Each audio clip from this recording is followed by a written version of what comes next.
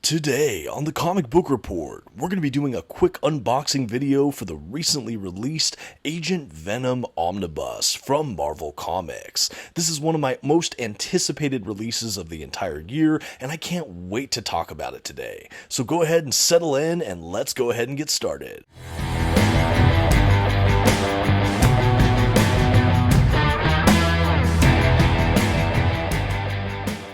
Greetings and welcome back, everyone. My name is Dominic, and today you're tuning in to the Comic Book Report, where we review comic books and graphic novels so you can get an idea of what to read. And today, like I just mentioned at the top of the video, we are doing an unboxing overview for the Agent Venom Omnibus. Yes, this is the run by Rick Remender, Cullen, Bunn, and more that really just dived into the character of Agent Venom.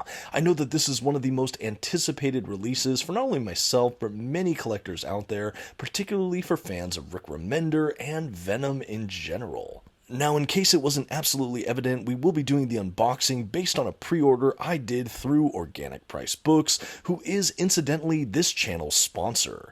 If you're interested in picking up your own comic book collected editions, I always encourage you to check out their website. You can find a link to them in this video's description, and if you see anything on their site you like, you can actually use my discount code at checkout, TheComicBookReport, to save $2 off of your order. Please note if you use my affiliate link or code to make a purchase, I will earn a small commission, but it's a fantastic way to support this channel. Thank you for considering. Now let's go ahead and get to the unboxing. Okay, and now while we go ahead and actually unbox the book itself and get it all ready to do the overview, I thought I'd just share a couple quick things about the book itself. So like I said, this is the Agent Venom Omnibus. As far as what it collects, it includes the Amazing Spider-Man issue 654, the B story, 654.1, along with Venom, the 2011 series issues 1 through 42, 13.1 through 13.4, 27.1, the Venom Space Knight series from 2015, issues 1 through 13, Minimum Carnage Alpha, issue 1, Scarlet Spider, the 2012 series, issues 10 and 11, and Minimum Carnage Omega, issue 1. That is a really packed out listing there. We actually have a total of 1,464 pages, glossy print paper stock, sewn binding. This book is absolutely massive. As far as creators, I've mentioned a couple already, but we have creators like Cullen Bunn, Rick Remender, Tom Fowler, Kim Jacinto, Lan Medina, Tony Moore, Ariel Olivetti, Declan Shalvey, Tony Silas, and more. And as I just finished stretching out the spine a little bit, kind of flipping through the pages, making sure none are stuck together, and trying to lift the binding up a little bit as I go to just, again, kind of ease in the binding before I do my read-through. I do this little exercise. I've had a couple critiques on it over the years. I'm trying to improve how I do it, but I'm definitely noticing some success here. You'll actually see a closer look at the binding for this omnibus in a moment. But yeah, that's just what I'm doing right here in case you're curious. And that's about enough of that. Let's go ahead and start looking more at the build of this book. Okay, so here's a dedicated look at the front dust jacket cover for today's omnibus. It should be noted that this is the standard edition cover. There is also a direct market cover released for this book. I'll go ahead and throw up a quick thumbnail. That showcases the Venom Space Knight kind of era of this run. So a couple great options here. I actually am in favor of this standard edition cover where we have just the kind of commando Agent Venom. I like that we have a cool action pose, and overall, I just like the design. Speaking of that design now, we do have the spine here with the Marvel Omnibus logo up top, along with Agent Venom in white font. We have a list of a handful of the creators there below that, along with a little picture of Venom. I should note for the direct market cover, in addition to the front dust jacket being different, the image on the bottom of the spine will also be different. Beyond that, I think that both editions of this release should be identical. Overall, I do like the spine design, and it's worth noting that it's a Marvel Omnibus, not a Marvel Venom Omnibus, as it is sometimes stylized. On the back of the dust jacket, we do have the color scheme retained with the black and white here. It says Eddie Who, which I love. A little bit about the collection, what it collects, Marvel logo, age rating, pricing information, and all of that. We get another striking image of Agent Venom, kind of mid-action sequence as well, and the text kind of goes around it or borders it. Overall, a really great design. I really like the back of this dust jacket. And speaking of that dust jacket, let's do one more minute looking at that dust jacket in greater detail, as well as the rest of the exteriors. So this time I will go ahead and remove the dust jacket. I'll show you those interior flaps, which talk a little bit more about the collection and its creators. I will go ahead and open up the dust jacket so you can see it all just at a glance. Again, I really like the design work here for this dust jacket. I think that Marvel did a fantastic job. After we finish up with that dust jacket, though, I will transition to our look at the under the dust jacket hardcover art on board, and in this case I am really impressed as well. The entire kind of hardback book is along the grayscale, so shades of black and white and gray in between, and it's basically a webbed out design with images sampled from the issues in this very collection. I've seen Marvel do things like this with some of the Wolverine omnibuses and some other collections, but I think that it looks really striking here. Love the grayscale, love the web work, and overall just a really stunning hardback book itself, at least in my mind. And now that we're finishing up our exterior look, let's go ahead and go into the book itself and look at that binding I mentioned earlier. So a quick note, this is the binding after I did those quick kind of spine exercises for this volume, and I'm happy to say this collection has a massive eye. The pages lay down really good, especially for a collection of over 1,400 pages. I found so far the gutter loss to be really minimal in this book, and I'm really happy with that. You'll be able to see a little bit more as well, of course, as I flip through. And just to compare, here is the Agent Venom Omnibus next to the previously released Venom by Donny Cates and Ryan Stegman collection. Chronologically, of course, that run does come after the Agent Venom Omnibus a ways, but I did want to mention it because this was the last Venom standalone omnibus release we received, and I really just wanted to showcase both of the kind of modern Venom omnibuses that Marvel has released so far. And if you've watched my channel for a while, you know that I also like an opportunity just to talk about that Donny Cates, Ryan Stegman Venom run. Again, I'm a huge fan of that run and just wanted to showcase it yet again. I'll try to link a video to my review of that collection in case you're curious. But beyond that, let's go ahead and put our focus back on the Agent Venom Omnibus and let's get inside.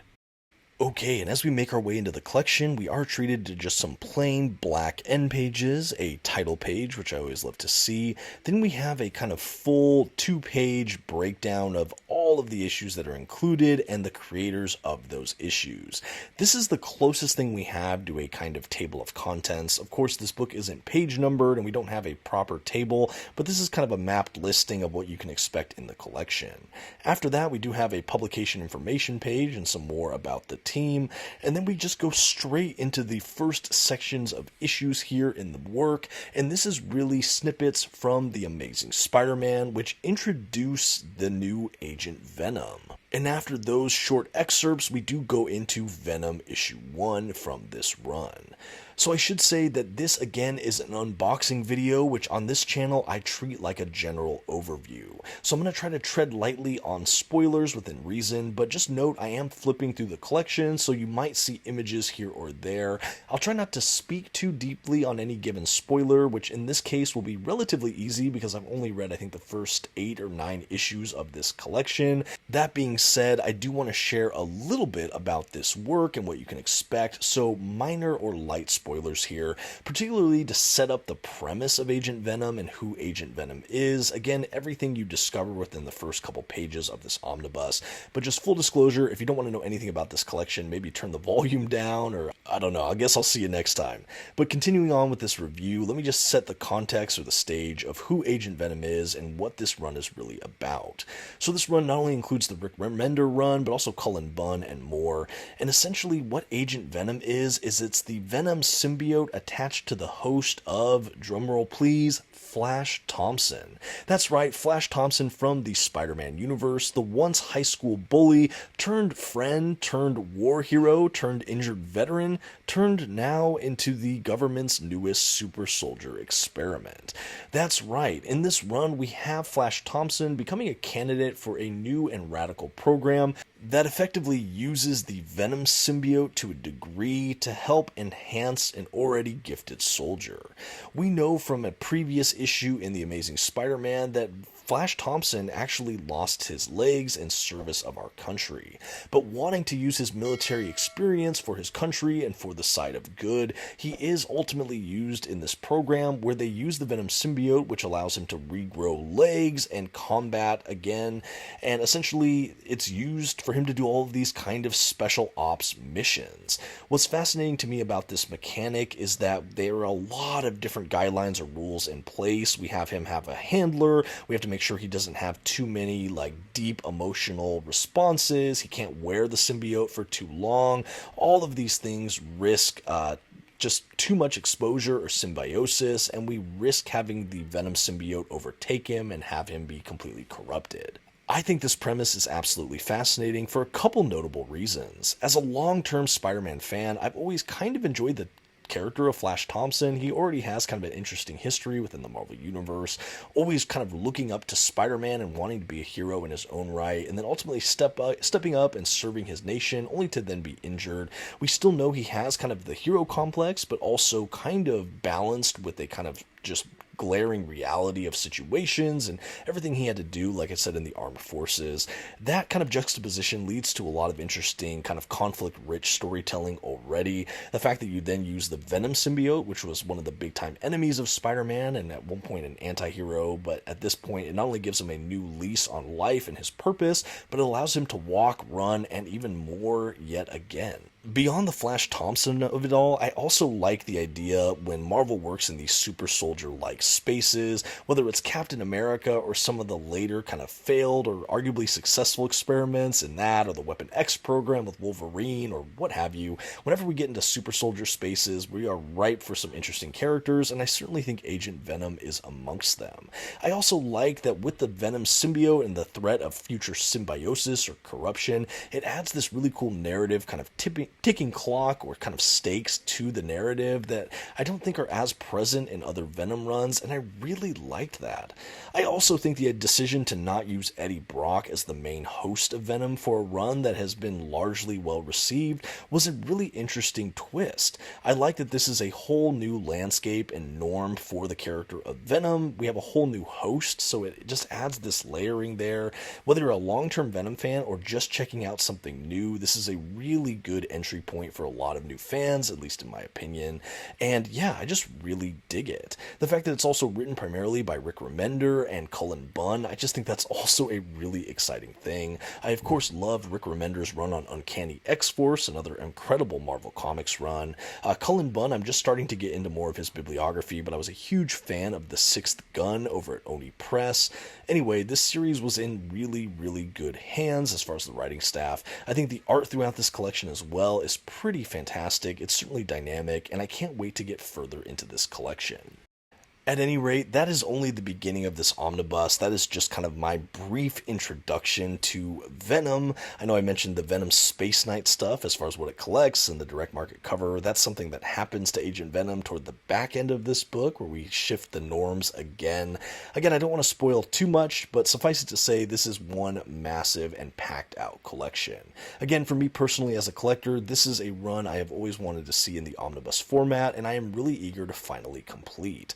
I did initially have one of the modern epic collections for the beginning of this run, which I began sometime I think last year. Needless to say, I am quite excited about this upgrade. This was actually a gift from my family from Father's Day that was pre-ordered, so really excited to have this. If I do finish it sometime soon, I can do a full review, but let me know in the comments if you would be interested in that. And as we begin to wind down this video, I thought I'd show a couple of the extras included toward the back of this omnibus collection. I love that over 1,400 pages, we're still getting a good, generous portion of extras. Really love to see that as an omnibus collector, and certainly longtime fans of this run will probably appreciate that as well.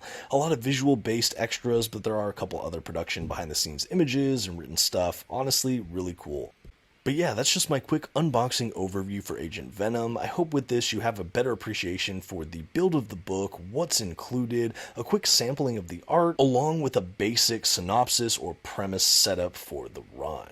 Again, I want it to be a sampling of what this book could offer and help you decide if this is a collection you want to pursue and read. Like I said, a huge anticipated release for me, and I was really excited to cover it. I'd love to hear what you think of the Agent Venom era of Marvel Comics. Are you picking up this omnibus? Have you already picked it up? Let me know all about it in the comments section, and thank you so much for watching. Until next time, this has been the Comic Book Report. Please don't forget to leave your like, those comments we talked about, and maybe check out another video on your way out. Thanks, have a good one.